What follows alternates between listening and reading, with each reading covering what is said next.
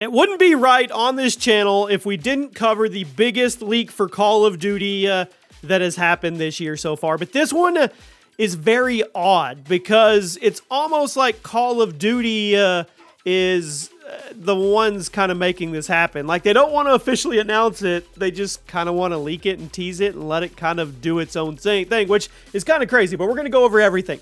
Welcome to the channel, everybody. Chaos here. It's that time of the year. Actually, it's past that time of the year, and some of you are like, here we go again. So things get interesting because we had no idea what the new game was going to be called, although we all were pretty sure it was going to be called Modern Warfare 3. The game that started development as a paid expansion for Modern Warfare 2 was spun off into Modern Warfare 3. The community, they were split. Some people seem to be excited to be leaving Modern Warfare 2 behind and are optimistic that Sledgehammer Games will be able to introduce some new aspects to the formula that make it feel more old school.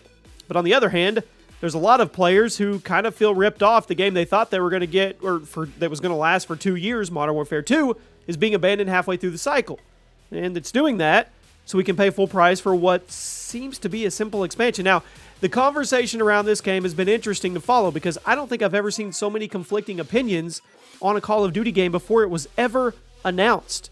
But over the last few weeks, a lot of stuff is leaked. And in this video, we're going to go over everything. So if you don't want any of the Modern Warfare 3 spoiled for you until Activision shows it off themselves, which I don't know when that's going to be, you might want to skip this video entirely because we have a lot of stuff to go over. And thanks to some trusted insiders feeding us intel and a bunch of leakers actually sending screenshots, it's out there. Take it all with a grain of salt because obviously it's subject to change. It's not confirmed by Activision. You know all the normal stuff that we need to say here, but it's basically confirmed. Let me know your thoughts on how it goes. Let's go over everything in the video. Before we do, if you get anything from G2A, use code CHAOS. Get yourself some cash back. The link is at the top of the description. Now, on July 24th, we got our biggest leak to date about the game. And yes, we have a title. We do. Some promotional material leaked from a handful of retailers. And it's 100% confirmed now that the game is called, get ready for it, Modern Warfare 3. And the logo will basically just be Modern Warfare 2 2022 logo with a third line to make it the Roman numeral 3, and it's red. So at this time I'm recording this, Activision hasn't acknowledged the leak, and they haven't released a trailer or anything, but if the real-world promo material is starting to be sent, we should be getting that reveal anytime. Actually, I take that back. They have acknowledged the leak. They actually posted on their Twitter something about needing an energy drink, obviously in reference to the Monster Energy leak. Yeah, anyway, it's really weird. Cat and mouse here.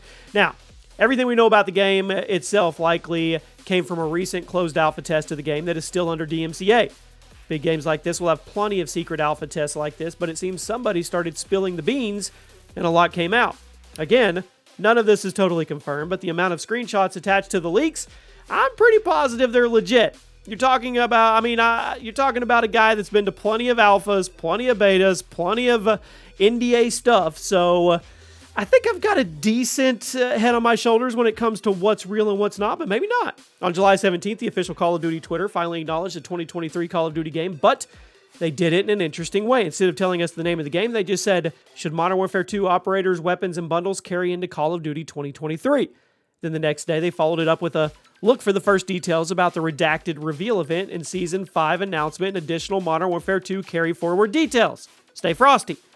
So while nothing has been confirmed, there is hope for Modern Warfare 2 content not being pointless once Modern Warfare 3 launches. Actually, they may have already confirmed this. Actually, I think they did. Did they confirm that? I may have missed that one, but I think somebody said something, or I think they did, maybe. I'll have to go, you'll have to fact check me on it, but I'm pretty sure I saw somewhere that they're going to carry over stuff. I mean, it would make sense. Anyway, kind of follows the promise to make Modern Warfare 2 last 2 years, but yeah. So, the TAC-V from Modern Warfare 2 showed up in one of the leaked screenshots, so it seemed to back up the theory that it would be doing that, right? Then the official Call of Duty Twitter hosted a poll asking if operators should carry over. So, yeah, I just don't remember if they actually confirmed it or not, but I'm going to guess it is. Yeah. Okay, a lot of new weapons have shown up in leaks as well. So let's go through them category by category, and all of them have fake in-universe names, but lucky for you, we kind of know the real-world counterparts. In the assault rifle category, we have the AK-556, which is the AK-101 in real life, the CDG-58, which is the QBZ-95, the Anvil B, which is, yes, the F-2000, the MCW, which is the ACR, and the MTZ-556, which is the CZ Bren 2. Now in the sniper category, we have the KVS Terminus, which is the real-life SVCH. We have the AMR-50, which is the AR-50, and the JP-10, which might be the AXMC, and finally the KVB-73, which is the Zastava M76. I know, just a whole lot of numbers on names. In the battle rifle category, there was the MTZ-762, which should be the CZ Bren 2, and the BAS-B, which is the MCX Spear. The SMG category was pretty loaded. The SAR-9, which is the real-life AR-15. The Striker-45, which is the UMP-45. The Wisp-9, which is the Uzi. And the Lock-9, which is the UMP-9. So those are all the new weapons that are supposedly being added to the existing batch of Modern Warfare 2 guns, presumably carrying over into the new game, which means could be a huge lineup of weapons if they're there on launch day. In addition to returning weapons, it's also believed all existing blueprints will be in Modern Warfare 3 as well. That may have already been confirmed and I missed it, which is good. That's good. It's a good sign for longevity. But it also raises the question of just how much the weapon sandbox is going to literally be recycled from Modern Warfare 2. So according to the leaks, Modern Warfare 3 will contain a lot of scrap content from COD Vanguard. You heard me right, including modes and gameplay ideas. Overall, the movement speeds will be much quicker, and a lot of the ADS penalties are either going to be reduced or removed, all in an effort to make this game much faster paced than Modern Warfare 2, which is a good thing. The classic mini-map with the red dots will also be returning in Modern Warfare 3 as a way to encourage movement and make old-school players feel more at home, which, once again, if true, I'm okay with. Removing the classic mini-maps is still one of the worst changes ever. I mean, that alongside SATCOMs. I mean, to be made to the COD formula. So hopefully they gave Sledgehammer permission to fix it. The perk system, it was heavily criticized in Modern Warfare 2 by severely limiting the number you could take with you in class and then making you wait for a certain amount of time before adding new ones. It was a strange way for the game to be designed, and it sounds like Modern Warfare 3 is going to go back to classics. The system has been renamed from perks to gear. Seems to function like classic COD perks did, meaning you would have 3 categories of gear. You pick 1 gear piece for each category, and all the pieces give you passive character effects, movement buffs, being able to see equipment, carrying 2 primary weapons, even tuning down your footsteps. That's right, the Ninja perk allegedly will be in the game, and will reportedly be one of the gear pieces in Boots category, which I think is this game's equivalent of what would usually be in a perk 3 category. Now, the leak also claims that the War multiplayer mode from Sledgehammer's COD World War II will be returning in MW3, which I think is fantastic. War was a super addicting objective-based game that made for some pretty exciting moments, and for a lot of people, it was the #1 reason to play COD World War II.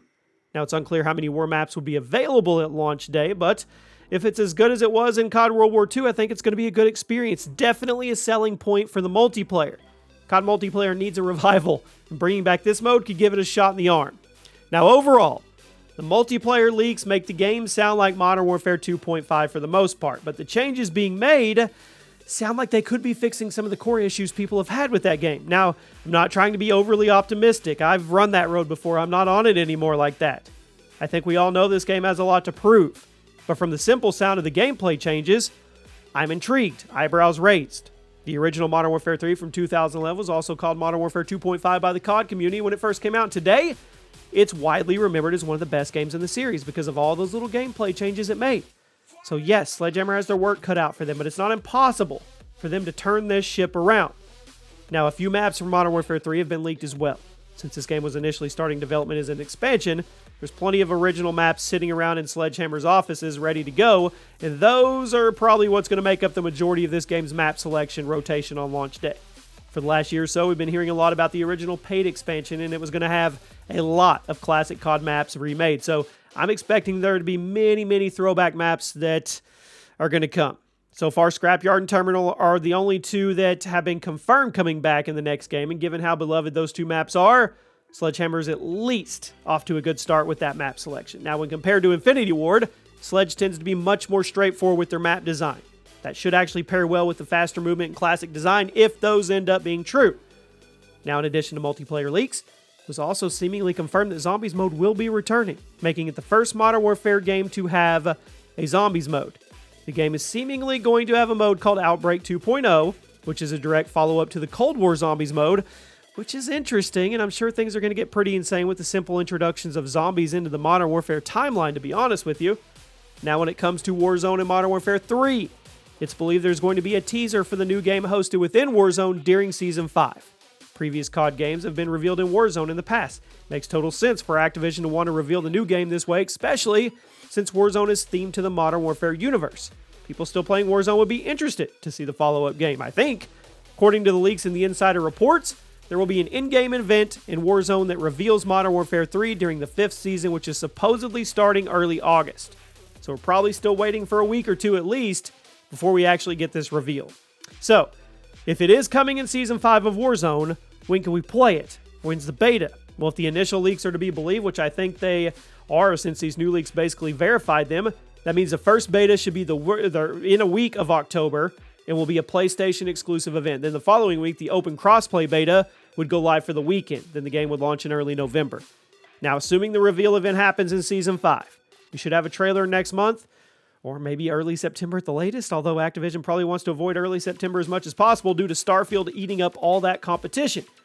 But the reveal should be coming next month. It should. August, in Warzone. And obviously a trailer would go live around the same time. So my question to you is simple. Are you in or out? That's what I want to know. I'll see you guys soon.